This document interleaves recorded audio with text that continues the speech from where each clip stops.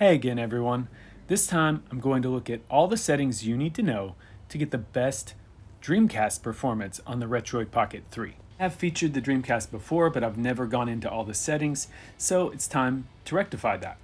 And I guess that makes this Sega week on the channel, but today's my birthday and I love the Dreamcast, so let's do this. And to get the best Dreamcast performance, you actually need two emulators, Redream and Flycast. Each one has some pros and cons, which we'll talk about. First, let's set up Redream. I would suggest you get the paid version of Redream because that's the only way you can increase the resolution, and you can do that with a donation of as little as $6 at redream.io. You can set the location of all your ROMs here, but I want to mention that with Redream, I found that the default analog dead zone didn't work well. The controls were too jumpy. I preferred it set to 15, but you might want to test and see what works best for you. Now, in the video settings, I found that most games work great at a resolution of 1280 by 960, which is awesome. The aspect ratio should usually be 4:3 since that was the native aspect of the Dreamcast. Frame skip is almost always off. And one weird thing to mention is vertical sync. At least with the current version of Redream, I noticed sometimes games would crash after 10 or 15 minutes of gameplay, and I found that turning vertical sync off completely fixes that. Hopefully they'll change that in an update, but for now, you definitely want vertical sync off. You can have a look at how I have things set up in the system settings. One note about the BIOS is that Redream doesn't require a BIOS, but some games do seem to perform better if you include the original BIOS file. I can't tell you where to get that, but I will put the location where it should go, both on the screen and in the description below, if you want to use the original BIOS. Now, onto the basic settings for Flycast. Most of the things here should look pretty standard. I will change this one here for cable to VGA. I've not noticed a big difference, but VGA makes the most sense given the handheld we're using. Set the location of your ROM files, and Flycast will look for the Dreamcast BIOS in the data folder inside your ROMs folder. You can, of course, choose how you want to map your controls. I found that the default settings work pretty well in Flycast. Here are my preferred video settings. You want the transparent sorting set to per strip. The others just aren't fast enough on the Retroid Pocket 3. You can disable frame skipping in most games, but definitely tick widescreen on. That way, whenever Flycast has a widescreen hack for a game you're playing, it will automatically be enabled. And in Flycast, you can turn on VSync. As for the graphics API, you definitely want Vulkan. OpenGL just doesn't work as well. Resolution, I like to set at 1280 by 720, but unfortunately, Flycast usually does not perform as well as Redream, and sometimes you have to set that to native Dreamcast resolution or 1x. Not much to see in audio settings, but under advanced, you want to set the CPU mode to DynaRec, and you can turn on multi-threaded emulation. Other than that, you should be good to go. With that out of the way, let's hop into our first game, Bangai-O.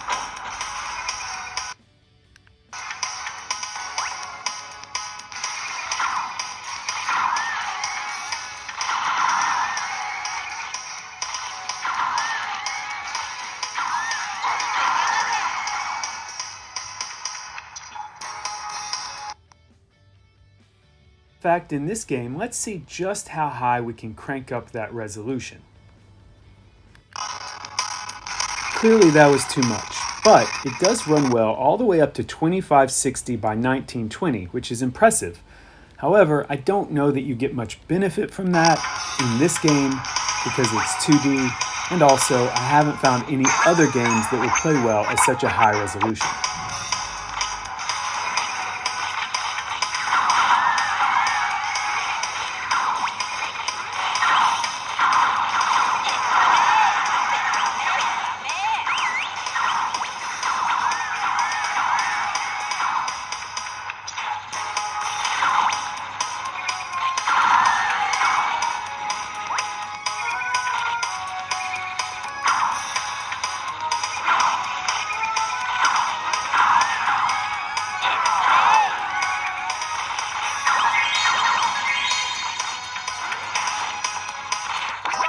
Next up is Border Down. It does run well at double resolution in Redream, and it's a pretty cool side-scrolling 3D shooter.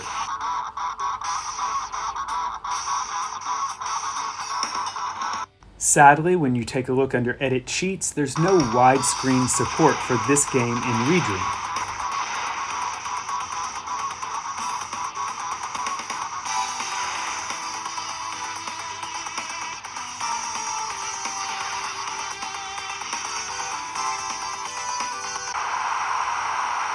And although Redream tends to perform better in 90% of the games I've tried, one benefit of Flycast is that it has more support for widescreen hacks.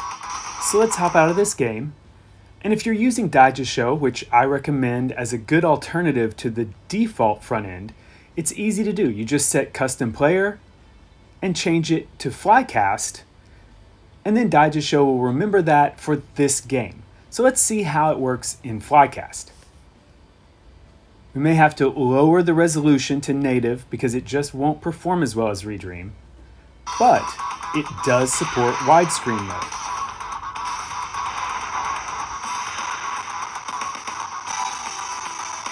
However, as you can see, while Redream would play this at double resolution, in Flycast you still get slowed down even at native resolution, which is even worse. This is why I always recommend you start with Redream and only try Flycast if Redream isn't performing well or it doesn't offer widescreen and you want to check if Flycast does. Flycast also isn't so user-friendly. Even after you exit, you have to go back to the front end. So let's set this game back to default so that next time we play, we'll use Redream. Dolphin Blue is actually an Atomiswave game, and it runs great at double resolution, and widescreen mode hacks work for this game using Redream.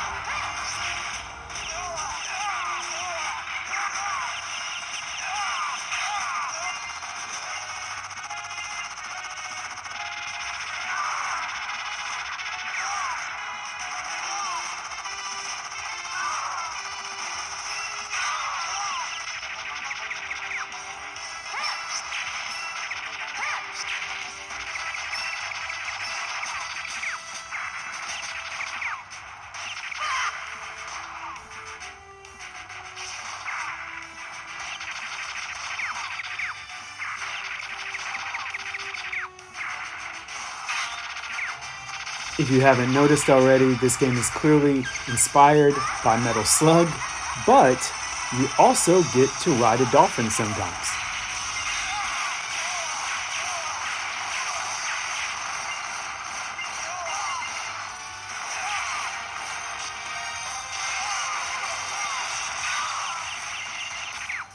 If you watched the last video on the Saturn, you saw that Fighting Vipers didn't run great, but Fighting Vipers 2 does. It has widescreen hacks and runs perfectly at 1280 by 960.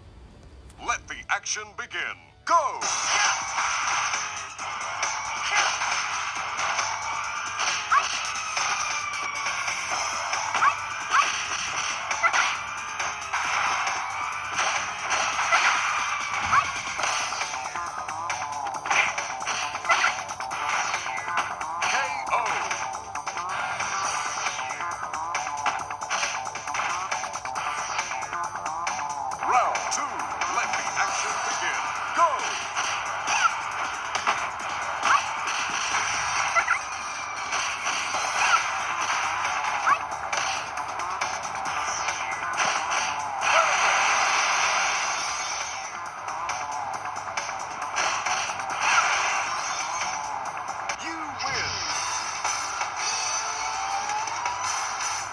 Shout out to Morbid Liar, who wanted to know if Fire Pro Wrestling D worked well.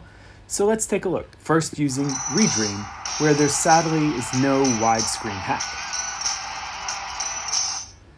However, you can see here, even in the intros, it does perform perfectly at 1280 by 960 resolution.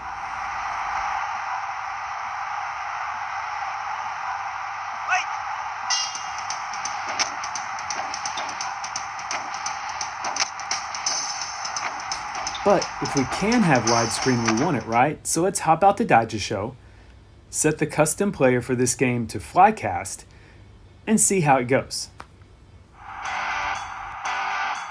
Now I have it set to 720p resolution, and you can clearly see that these intros are dropping some frames. However, it does support widescreen mode, and it looks really good. And in-game, it runs perfectly at 60 frames per second. It's really up to you, but I'm willing to tolerate the frame rate in the intros for the more immersive gameplay experience.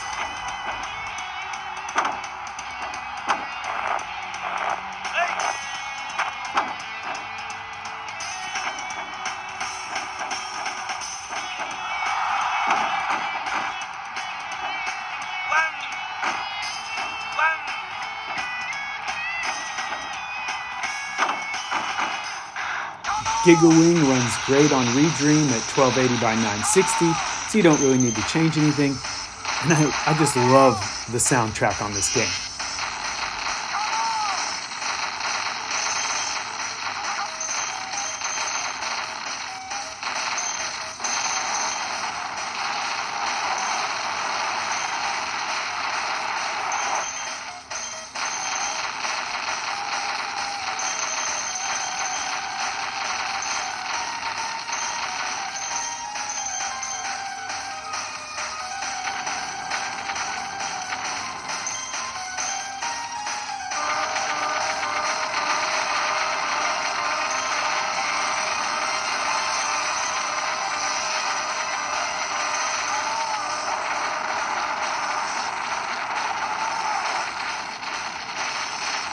One quick note about Redream. If you don't have a stable internet connection, sometimes it will stall on loading. Just switch to airplane mode and everything will work fine. Another game with a surprisingly fun soundtrack is Heavy Metal GeoMatrix. Sadly, no widescreen hacks, but it does run great.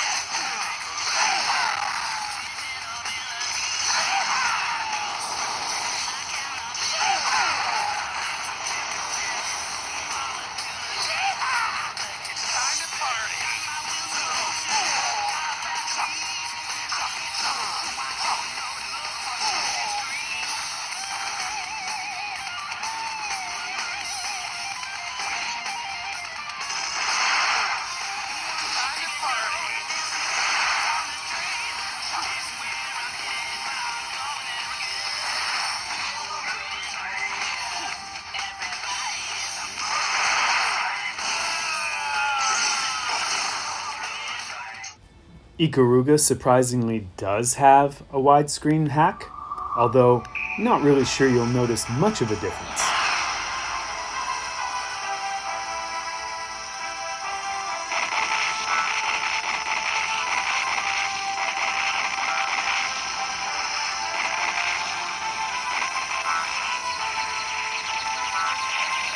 And forgive my poor gameplay ability of this game, but it's actually the first time I've ever tried it.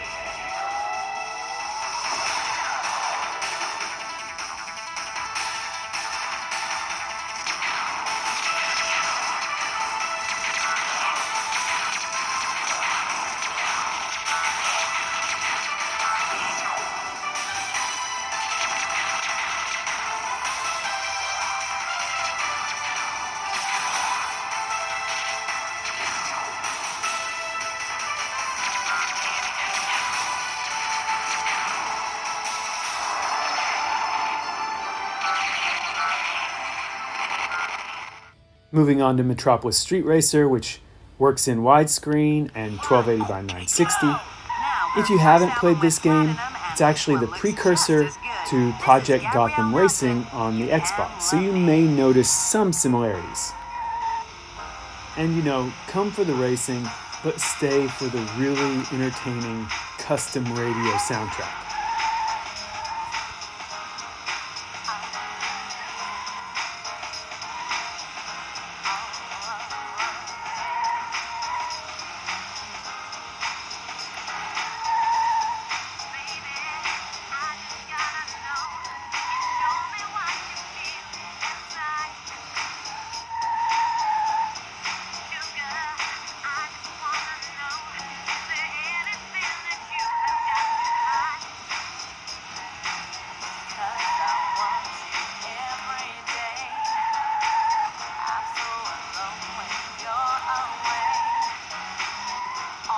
Joe in the comments wanted to know how NFL Blitz works, so here you go, Joe.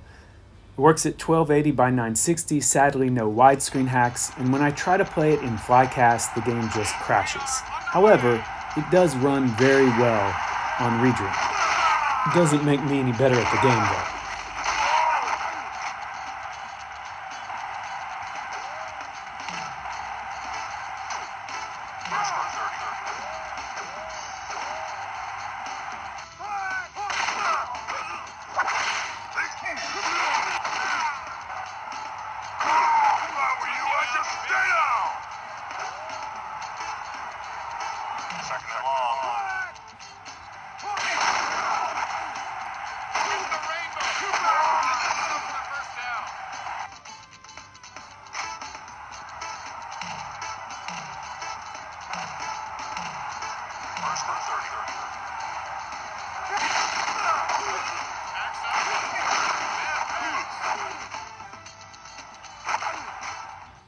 Power Stone 2, however, does have widescreen mode, and it runs perfectly.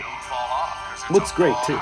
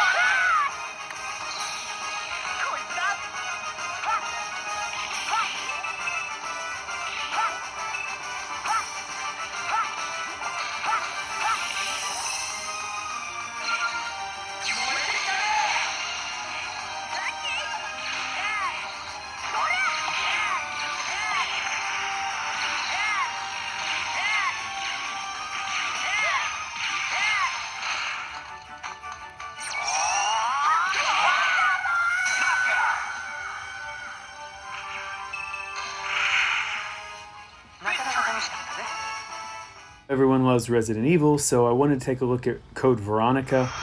It does have widescreen, runs great. I just don't like Resident Evil. I know it's sacrilege. It's just not for me, okay?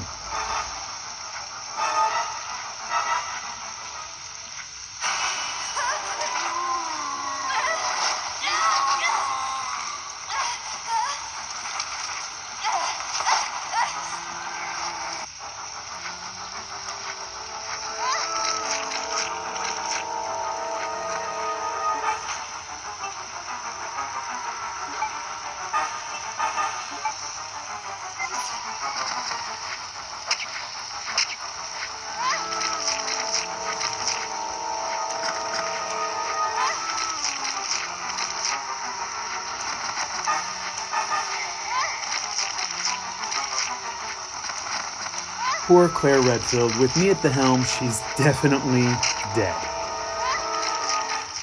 Do love Rayman though, and for this game and many others, you may want to set custom config on, because Rayman 2 is one of the few games where you want to set it to 16 by 9. The reason for that is this game actually had a widescreen mode originally. It's a bit weird. You want it to say 4 by 3 on the screen because it actually shows you what it will change to if you click it. So, make sure it says 4 by 3 on the screen and you're good to go. Now, unfortunately, as good as this game looks, I couldn't get it to run stable even here in the intro level at 1280 by 960, so you will have to play this one in original resolution.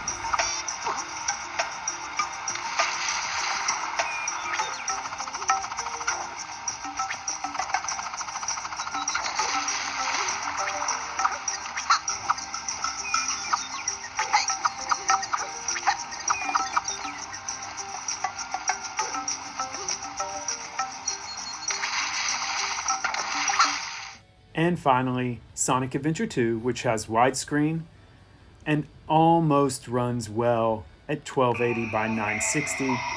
Have a look. Attention all units. Suspect seen heading south. Block all major roads and capture the suspect.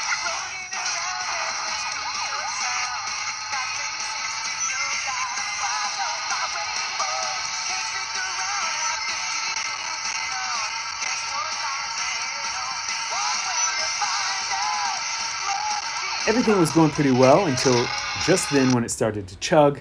So let's set the resolution one step lower to native and everything will be better.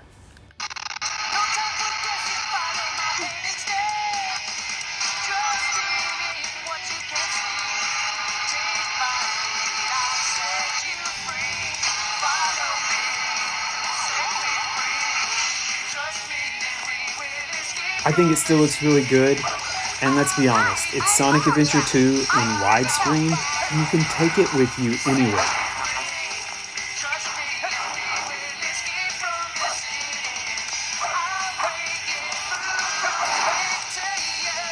You can use parts that come from the robot to raise Chow. Oh yeah! Danger is lurking around every turn. Trust me, your feelings got to live and learn. I know it's some. And that's it for this one. You should now be fully equipped to get the best possible performance in all your Dreamcast games on the Retroid Pocket 3.